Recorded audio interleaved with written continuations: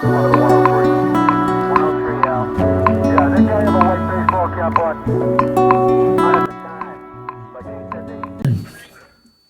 वालेकुम दोस्तों, कैसे हैं दोस्तों। मैं हूं आपका दोस्त शाहिद वक्कास। उम्मीद है आप सब भी ठीक होंगे। दोस्तों, आज जो मैं वीडियो लेके आई हूं आप लोगों के लिए, बहुत सारे दोस्तों ने कमेंट्स किए थे और कि सर जो है वीडियो बना दें डेड सेक्शन पे। तो आज जो है इंशाल्लाह हम इस वीडियो के अंदर डेड के मुतालिक बात करेंगे और किन किन चीज़ों से हमारा मोबाइल फ़ोन डेड हो जाता है। ये सारी चीज़ें हम जो है इस वीडियो के अंदर डिस्कस करेंगे और काफ़ी चीज़ें मैं आप लोगों के सामने क्लियर करूंगा कि दोस्तों, कई दफ़ा हमारे पास मोबाइल फ़ोन आता है डेड कंडीशन में, तो हम लोग को देखना होता है कि भाई मोबाइल फ़ोन के अंदर शॉर्टेज है कि नहीं है। ये सारी चीज़ें जो है हम लोग वीडियो के अंदर जो है डिस्कस करेंगे। कई दफ़ा ऐसा होता है बक वोल्टेज बन जाती हैं, कई दफ़ा बक नहीं बनती, कई दफ़ा बक जो है वो फ्लैक्चुएट करती है। तो उसके रीज़न जो है मैंने कोशिश की है कि इस वीडियो के अंदर आप लोगों के साथ जो है डिस्कस करूं। तो आप वीडियो को देखें, इंशाल्लाह आप लोगों को काफ़ी फ़ायदा हासिल होने वाला है। अगर आपने चैनल को सब्सक्राइब नहीं किया तो चैनल को सब्सक्राइब कर लें और बेल आइकन पे भी क्लिक कर लें, ताकि हर नए आने वाली वीडियो से आप लोगों को फ़ायदा होता रहे और आपको जो है नोटिफिकेशन मिलता रहे, ताकि आप लोगों को इससे फ़ायदा हासिल हो। तो चलते हैं वीडियो की तरफ। दोस्तों, जो है आपको डेड मोबाइल को रिपेयर करना है तो पहले उसके वोल्टेज को, फ्लो को समझना पड़ेगा कि किस तरीके से मोबाइल फ़ोन के अंदर जब हम बैटरी लगाते हैं तो किस तरीके से मोबाइल फ़ोन के अंदर जो वोल्टेज होते हैं किस तरीके से इन होते हैं और कौन कौन सी जगह पे वोल्टेज पहले पहुंच जाएंगे, कौन सी वोल्टेज पहले बनेगी, दूसरी कौन सी बनेगी, तीसरी कौन सी बनेगी। ये सारी चीज़ें आपको पहले समझना है। उसके बाद मोबाइल फ़ोन को रिपेयर करना आप लोगों के लिए बहुत ही आसान हो जाएगा। तो मैं यहाँ पे आप लोगों के सामने कुछ चार्ट की मदद से आप लोगों को समझाने की कोशिश करूंगा। उम्मीद है कि इस वीडियो को देखने के बाद आपको जो है काफ़ी फ़ायदा हासिल होगा। तो मैं यहाँ पे बात करता हूँ, मान लें कि यहाँ पे मेरा एक बैटरी कनेक्टर है जहाँ पे जो है बैटरी हमारी टच होगी। मैंने यहाँ पे 4 पॉइंट बना दिए। तो इस एक लाइन का नाम है वी बैट, मतलब जहाँ पे बैटरी कनेक्टर के ऊपर बैटरी हमारा पॉजिटिव लाइन टच होगी तो ये है हमारा वी बैट और यहाँ पे एक पॉइंट है हमारा ग्राउंड। ठीक है दोस्तों, ये हमारा बैटरी कनेक्टर है। मान लें यहाँ पे ID line, thermal line, ID line भी है और यहाँ पे थर्मल लाइन भी है। ठीक है दोस्तों, तो सबसे पहले जैसे ही हम बैटरी को कनेक्ट करेंगे तो हमारे जो वोल्टेज है बैटरी के 3.7 वोल्टेज, वो सबसे पहले जाएंगे आईसी के अंदर। ठीक है, इस आईसी के अंदर जब वोल्टेज जाएंगे तो इस आईसी का नाम है DC to DC IC, DC to DC IC. और यही आईसी जो है आपकी चार्जिंग आईसी भी है। यही आईसी जो है आपकी चार्जिंग आईसी भी है। अब इसकी लाइन में कंपोनेंट भी देखने को मिलेंगे जो कि मैंने अभी स्किप कर दिए हैं। वो मैं आपको स्कीमेटिक्स के अंदर जब मैं चलेंगे तो वहां पे मैं आपको चल के दिखाऊंगा कि आपको क्या क्या चीजों को देखना पड़ेगा। अब देखें, ये वीबैट की लाइन है, सबसे पहले जाती है आपकी डीसी टू डीसी आईसी के अंदर और यही आपका चार्जिंग आईसी भी है। मान लें यहां से अगर आपने चार्जिंग लगाया मोबाइल फोन को तो ये वी बस की लाइन, इस लाइन का नाम है वी बस, जो कि 5 वोल्ट की सप्लाई है हमारी चार्जिंग आईसी के अंदर जाएगी। बैटरी लगाएंगे तब भी सप्लाई हमारी इसी आईसी के अंदर जाएगी। इसके अंदर 2 पार्ट है, DC to DC IC plus charging IC. ठीक है दोस्तों, तो जैसे ही हमने बैटरी लगाई तो ये वोल्टेज है हमारे 3.7। तो इसके आउटपुट में आपको हमेशा एक कॉइल देखने को मिलेगी। ये जो हमारा चार्जिंग आईसी है, ये डीसी टू डीसी आईसी है, इसके आउटपुट में आपको एक कॉइल देखने को मिलेगी और इसी कॉइल से जो आउटपुट निकलेगा हमारा होगा उसको हम बोल देते हैं वीपीएच पावर।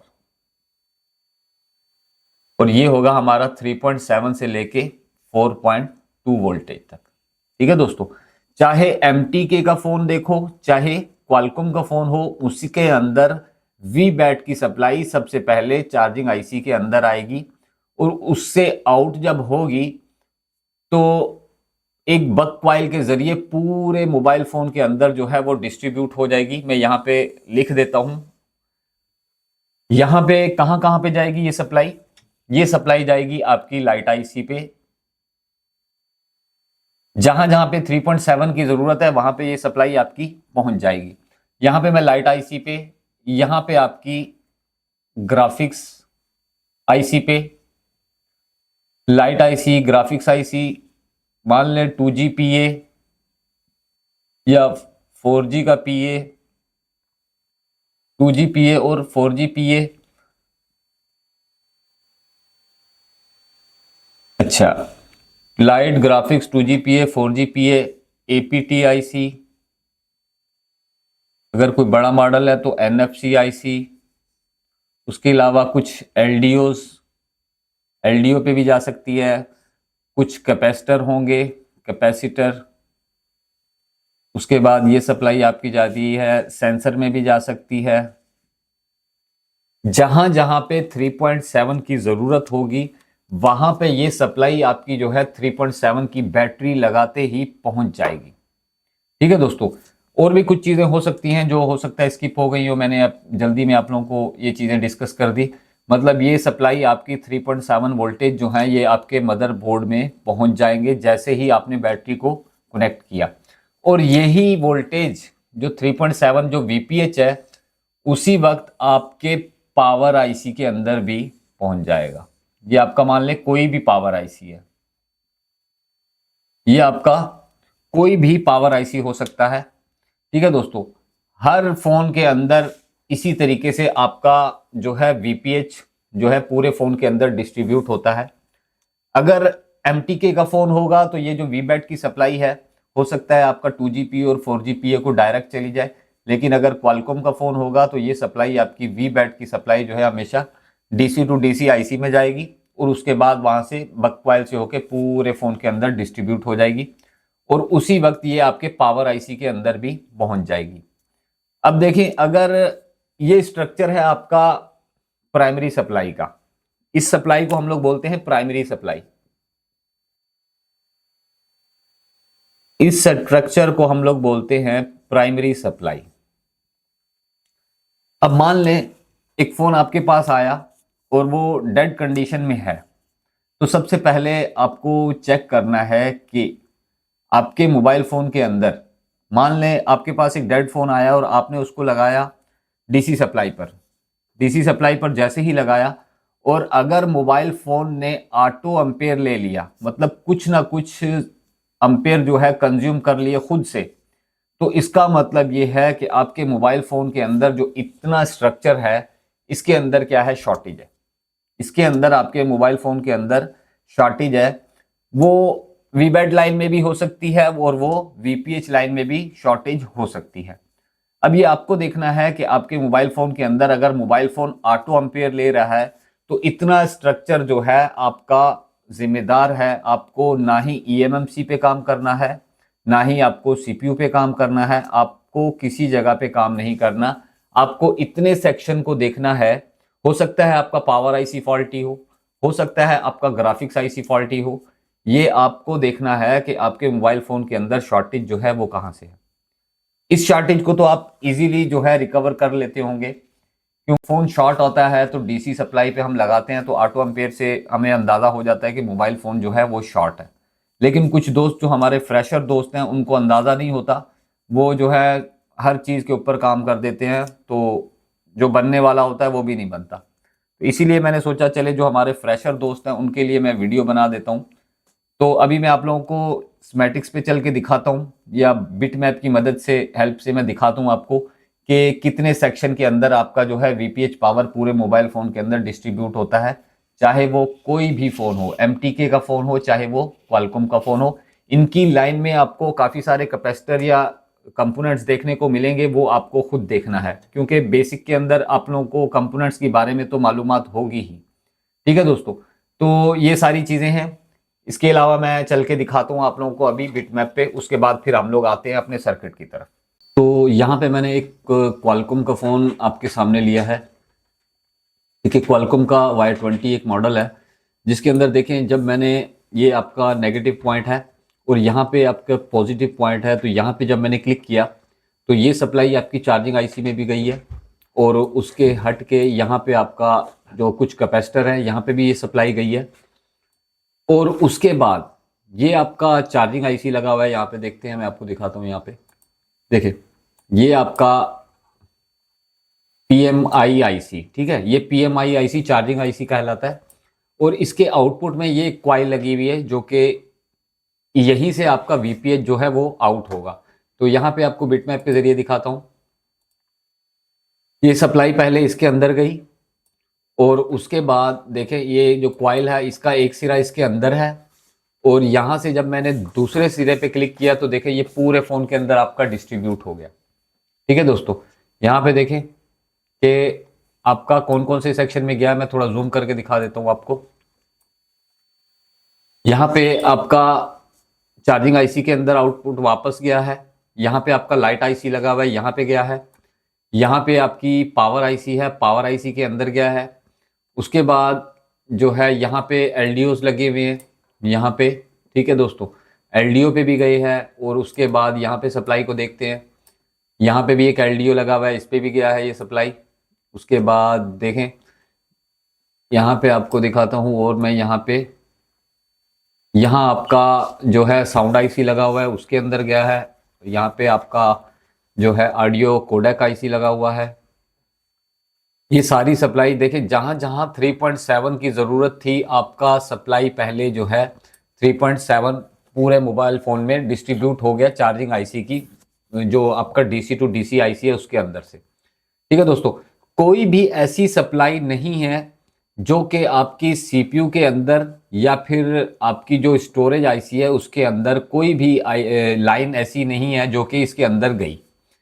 मैं बेसिकली आपको ये बताना चाहता हूं कि जब भी अगर आपका VBAT लाइन या VPH लाइन के अंदर शॉर्टेज है तो आपको सिर्फ उतने एरिया पे ही देखना है।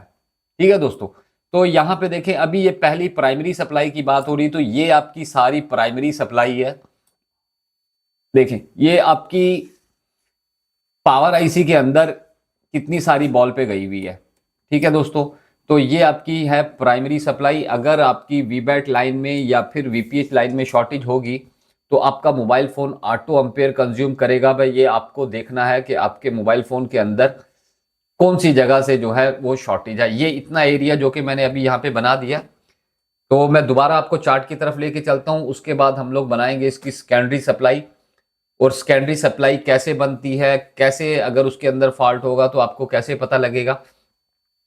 अगला चार्ट मैं आप लोगों के सामने दोबारा से ड्रॉ करूंगा। आपको प्राइमरी सप्लाई उम्मीद है कि समझ आ गई होगी कि पहले हमारा VBAT बनता है, बैटरी लगाते ही VBAT लाइन का नाम VBAT है, उसके बाद वो जाएगी DC टू DC आईसी के अंदर, और जब DC टू DC आईसी से आउटपुट होगा तो वोल्टेज तो वही है लेकिन उसका नाम क्या रख दिया, VPH पावर, या फिर MTK का फोन होगा तो V सिस्टम नाम आ जाएगा।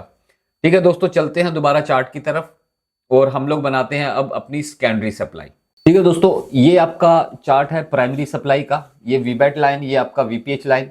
तो इतनी सप्लाई को हम लोग बोलते हैं प्राइमरी सप्लाई। तो अगर आपको इस सप्लाई के अंदर शॉर्टेज नहीं मिलती तो फिर भी आपका अगर मोबाइल फ़ोन ऑन नहीं हो रहा तो फिर हम लोग बनाते हैं अपनी सेकेंडरी सप्लाई के मोबाइल फ़ोन के अंदर सेकेंडरी सप्लाई कब बनती है। ठीक है दोस्तों, यहाँ तक आपकी सप्लाई प्राइमरी सप्लाई बन जाएगी, और उसके बाद एक जो वोल्टेज रहेगी हमारी पावर बटन की, ये भी आपकी बैटरी लगाते ही बन जाएगी। पावर बटन की बात करें, क्वालकॉम फ़ोन के अंदर पावर बटन के ऊपर 1.8 वोल्टेज होंगे या फिर 2.8 वोल्टेज होंगे, लेकिन अगर MTK का फ़ोन हुआ तो ये वोल्टेज आपके जो हैं, यहाँ पे मैं लिख देता हूँ, MTK में जितना VPH होगा उतना ही आपके वोल्टेज जो हैं वो पावर बटन के ऊपर आपको देखने को मिलेंगे। ठीक है दोस्तों, अब ये आपकी सप्लाई है। अगर आपने स्क्रीनशॉट लेना है तो आप इसका ले लें। देखिए दोस्तों, मेहनत करनी है आपको खुद। मैं ये बोलता हूँ कि अगर ये मैंने यहाँ पे चार्ट आपको ड्रॉ कर दिया है तो आप बोर्न्यू खोलें, 10 मॉडल उठाएं और देखें कि आपकी सप्लाई किस तरीके से जो है मोबाइल फ़ोन के अंदर फैल रही है। कौन सी सप्लाई के अंदर कौन से कंपोनेंट लगे हैं ये आपको देखना है, क्योंकि इनकी लाइन में आपको कैपेसिटर भी देखने को मिल सकते हैं, कुछ भी देखने को मिल सकता है। आपको देखना है कि आपकी मोबाइल फ़ोन के अंदर प्रॉब्लम कहाँ से आ रही है। तो अब हम लोग देखते हैं सेकेंडरी सप्लाई। तो अब हम लोग जो है यहाँ पे अपनी सेकेंडरी सप्लाई बनाएंगे जो कि पावर आईसी के बाद रिलीज होगी। जब जैसे ही हम लोग पावर आईसी को बटन को प्रेस करेंगे तो तब हमारी जो है सेकेंडरी सप्लाई जो है वो रिलीज होगी। देखिए दोस्तों, अब पहले मैं आप लोगों को बता दूं कि पावर आईसी के अंदर जो है, अभी मैंने जैसे बताया कि ये सप्लाई आपकी पावर आईसी के अंदर पहुंच जाएगी। तो पावर आईसी जो है आपका कोई भी हो सकता है। मैं एक बेसिक मॉडल की बात कर देता हूं। तो पावर आईसी के अंदर जो है आपको काफी सारे ब्लॉक्स बने हुए हैं, ठीक है। तो ब्लॉक्स की बात करता हूं तो मैं पहले बता दूं आपको कि पहला ब्लॉक जो है वो है आपका, जिसका नाम है बक। ठीक है दोस्तों, पहला ब्लॉक जिसका नाम है बक। और बक किस लिए बनाई गई, इस चीज को मैं डिस्कस करूंगा आपके साथ। उसके बाद दूसरा सेक्शन है एलडीओ, जो कि पावर आईसी के अंदर है। ठीक है, दूसरा सेक्शन है आपका एलडीओ। तीसरा सेक्शन है आपका हाउसकीपिंग, मतलब एचके हाउसकीपिंग, ये भी मैं आपके साथ डिस्कस करूंगा। उसके बाद एक और सेक्शन है जिसका नाम है यूजर इंटरफेस, यूआई सेटिंग मतलब यूजर इंटरफेस। और एक और सेक्शन है आपका कोडेक। कोडेक मतलब, देखें दोस्तों, अब यहां पे मैं बात करता हूं बग की। तो जितने भी आप लोगों ने पावर आईसी देखे होंगे, पावर आईसी के साथ आपको जो है छोटी छोटी बग क्वाइल्स देखने को मिलती हैं। जो आप लोगों ने देखी होगी, क्वाइल्स लगी होती हैं काफी सारी, किसी के अंदर 5 लगी हैं, किसी में 6 लगी हैं, किसी में 10 लगी हैं, किसी में कितनी भी लगी हैं। तो ये बग क्वाइलें आप लोगों को देखने को मिलती हैं पावर आईसी के पास। बेसिकली बग जो है, बग का काम ये है कि अगर आपके जो सीपीयू है, सीपीयू के अंदर जो आपका सीपीयू को जो चलने के लिए वोल्टेजेस चाहिए, सीपीयू के अंदर जो कोर की वोल्टेजेस हैं उसको चलने के लिए हाई एम्पेयर की जरूरत है। जब हाई एम्पेयर की जरूरत है तो कंपनी ने क्या किया, पावर आईसी के पास जो है, पावर आईसी के अंदर एक बक सेक्शन बना दिया और पावर आईसी के पास बक क्वाइल्स लगा के जो है हाई एम्पेयर बना के जो है सीपीयू को ऑन करने के लिए बक का सेक्शन बना दिया। ठीक है दोस्तों, तो जहां पे सीपीयू को ऑन करने के लिए हाई एम्पेयर की जरूरत है तो कंपनी ने बना दिया बक सेक्शन, जो कि पावर आईसी के अंदर इनबिल्ट है। ठीक है दोस्तों, उसके बाद मोबाइल फोन के अंदर आप लोगों को पता है कि छोटी छोटी वोल्टेजेस की जरूरत पड़ती है। जैसे मैं एक मिसाल देता हूं कि छोटी छोटी वोल्टेज से मुराद एक 1.8 की वोल्टेज हो गई, आप लोगों को पता ही है बनती है। उसके बाद कैमरा के लिए 2.8, उसके लिए नेटवर्क के लिए 1.8, 1.2, उसके अलावा आपके जो है लाइट ग्राफिक्स के कनेक्टर के ऊपर जो आती है 1.8। काफ़ी सारी ऐसी वोल्टेजेस हैं, छोटी छोटी वोल्टेजेस, जो कि पावर आईसी के अंदर जो एलडीओ सेक्शन है वहां से आती हैं।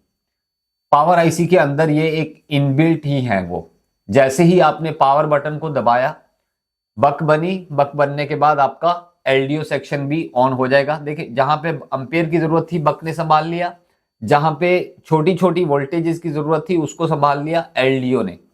ठीक है दोस्तों, उसके बाद पावर आईसी के अंदर एक और सेक्शन है जिसका नाम है हाउस कीपिंग।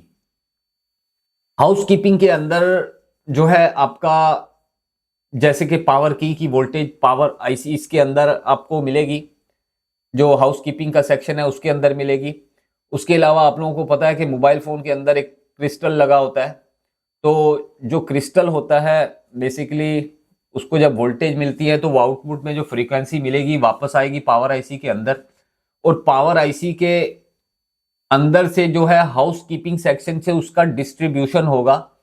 मतलब जितने भी क्लॉक से चलने वाले हमारे आईसी होंगे, उसको चलने के लिए जो फ्रीक्वेंसी निकलेगी वो जाएगी आपके सीपीयू के लिए, जिसका नाम होगा बीबी क्लॉक।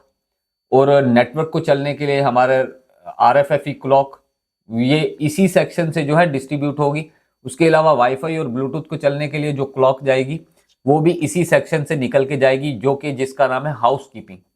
उसके अलावा आप लोगों को पता होगा कि एक पावर आईसी जब अपने सारे वोल्टेजेस बना देता है, बक वोल्टेजेस बन जाती हैं, तो हाउसकीपिंग सेक्शन के अंदर से एक सिग्नल जाता है 1.8 का, जिसका नाम है पावर ऑन रीसेट। तो वो भी इसी सेक्शन से जाएगा, और जब सारी वोल्टेजेस बन जाएंगी, सीपीयू तक पहुंच जाएंगी, तो सीपीयू जो वापस रिटर्न में जो सिग्नल भेजेगा जिसका नाम है पीएस होल्ड, वो भी इसी सेक्शन के अंदर आएगा। तो ये 3 सेक्शन आपके हो गए। उसके अलावा यूजर इंटरफेस, इसके अंदर आपकी कुछ लाइंस होंगी जीपीआईओ की या एमपीपी की, जो कि सीपीयू के अंदर से आएंगी जीपीआईओ या फिर एमपीपी, ठीक है। तो ये भी सीपीयू से आएंगी, ये मैं आप लोगों को जो है सेमेटिक्स के अंदर दिखाऊंगा। उसके अलावा एक कोडेक का सेक्शन है, मतलब कोडेक से मुराद ये है कि आपका जो माइक है और एयर पीस है, जो साउंड है, उसी को भी जो है ये पावर आईसी ही कंट्रोल करेगा। तो ये 5 सेक्शन जो है पावर आईसी के अंदर है। अभी हम लोग चलते हैं डेड की तरफ। तो डेड के अंदर मैं आप लोगों को बताता हूँ कि बक किस तरह बनती है, एलडीओ किस तरह बनती है, और हाउसकीपिंग जो है ये किस तरीके से काम करता है। यूजर इंटरफेस की लाइंस जो हैं इनके प्रॉब्लम आ गई तब भी आपका मोबाइल फोन डेड होगा, और कोडेक के सेक्शन से आपका मोबाइल फोन डेड नहीं होगा, लेकिन आपका एयरपीस और माइक के अंदर प्रॉब्लम या साउंड के अंदर प्रॉब्लम आ सकती है। तो हम लोग देखते हैं इन 4 सेक्शन को, जिनसे ये देख लें। पहला सेक्शन है बक, हाई एम्पेयर। दूसरा है छोटी छोटी वोल्टेजेस, एलडीओ। तीसरा है हाउसकीपिंग, मतलब छोटी छोटी साफ सफाई का काम या डिस्ट्रीब्यूशन का काम। और चौथा है यूजर इंटरफेस।